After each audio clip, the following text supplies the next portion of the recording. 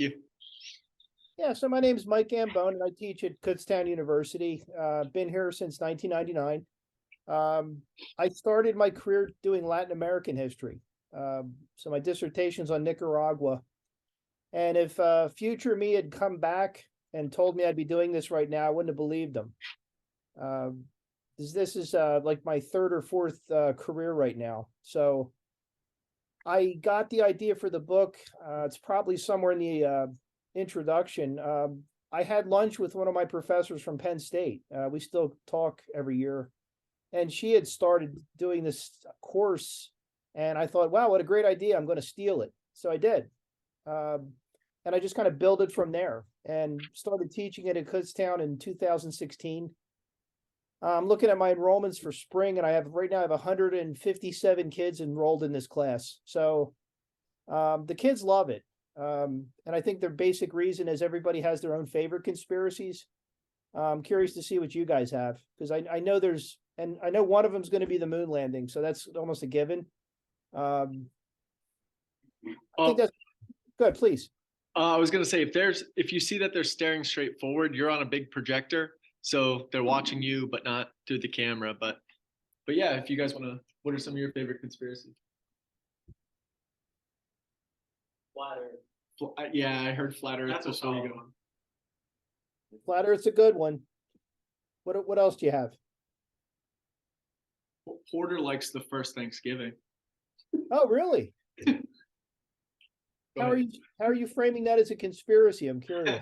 I was kidding. Like just how history can be mythologized a little bit.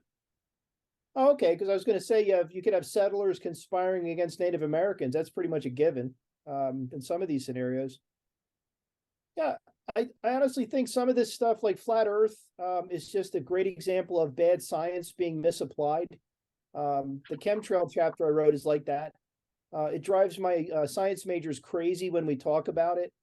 But I think, like, jokingly or not, Thanksgiving's interesting because I think you can dig into history and find some real serious conspiracies that exist. One of the topics I added to class this spring was the Japanese American internment.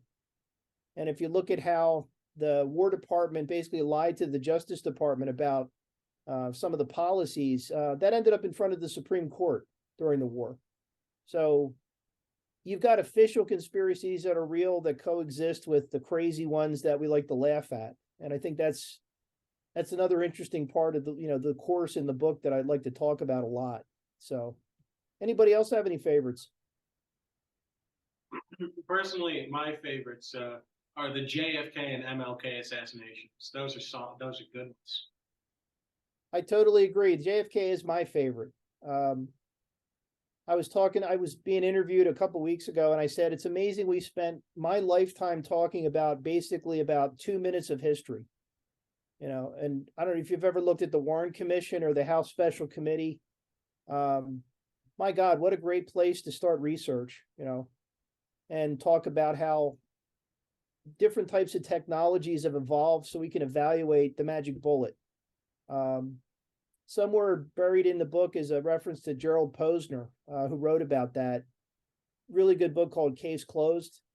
Because what you're going to start doing is learning about metallurgy, ballistics, forensics.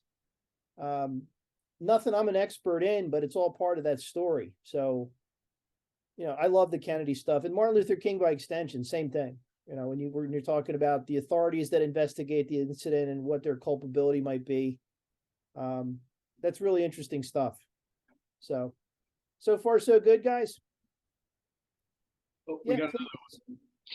The Rothschilds and Bohemian Grove. No, I'm sorry, I couldn't hear you on that one. He said the Rothschilds and Bohemian Grove. Believe it or not, when I got married, I actually met some of the Rothschilds. Yeah. Really interesting people. Old money, kind of class. I think take your pick of, everything that's spun off from that to include, the old standards like the Illuminati, the Masonic Lodge conspiracies. That kind of idea of old elites, turning the screws of authority. really good thing to read. I'm just going to keep doing this till you guys give up. I'll just keep recommending stuff to read because it's kind of what I do. There's a really good piece that a guy named Richard Hofstadter wrote called "The Paranoid Style of American Politics." He wrote that piece in 1964, but he could have written it yesterday. And they actually talk about the groups like the Rothschilds in it. So really good read.